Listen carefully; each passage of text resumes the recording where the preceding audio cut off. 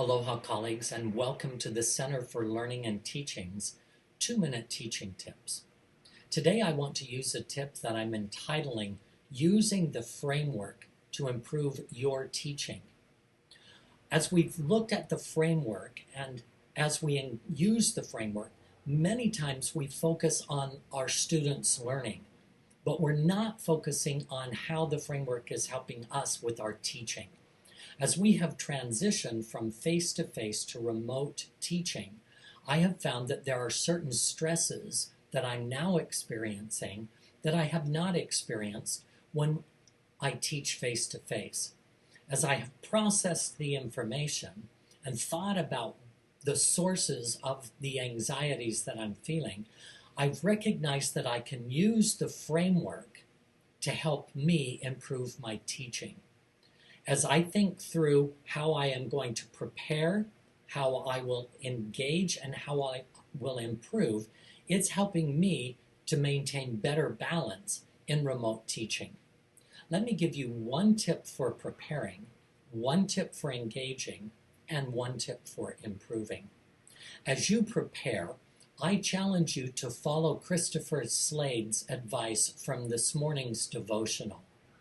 In that devotional, he challenged students, and I think us as faculty, to turn off our cell phones and to put our cell phones in another room so that we're not distracted by things that pop up on our phone as we are engaging in certain activities.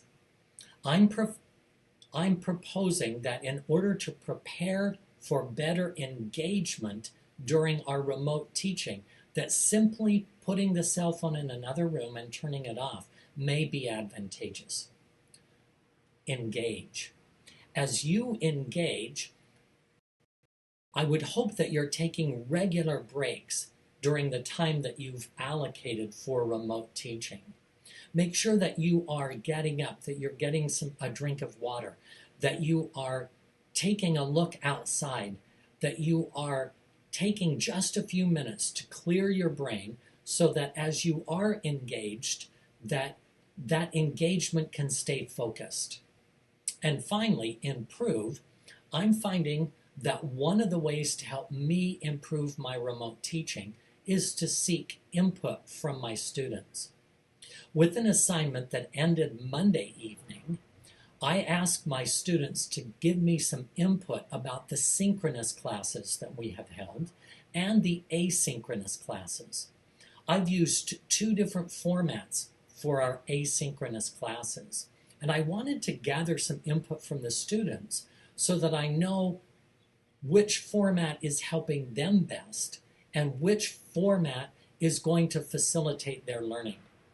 I recognized from their feedback that I can improve my teaching remotely by using several of the ideas that they gave to me.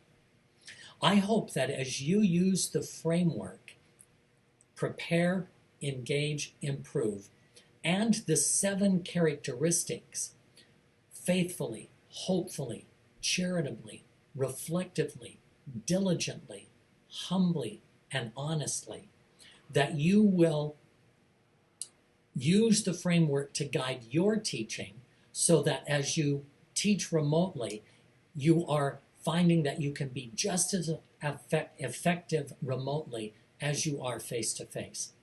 I hope that this tip helps you as it is helping me. Thanks.